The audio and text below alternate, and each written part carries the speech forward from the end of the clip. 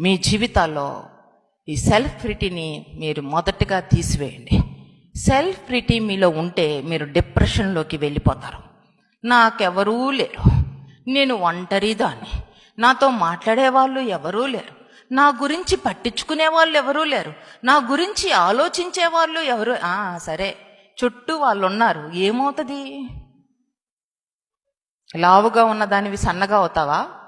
పొట్టిగా ఉన్నదానివి పొడవవుతావా? అసలు వాళ్ళ వల్ల ఏమవుతుంది మన జీవితాల్లో?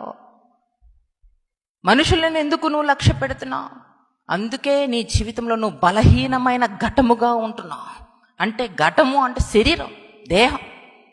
బలహీనమైన దేహముతో ఉన్నావు, బలహీనమైన వ్యక్తిగా నువ్వు ఉన్నావు. కానీ స్త్రీ బలహీనురాలు కాదు, బలవంతుడైన దేవుడు తోడుగా ఉంటే నీవు బలవంతురాలివి, ధైర్యవంతురాలివి. సమస్యలను ఎదుర్కొనే శక్తి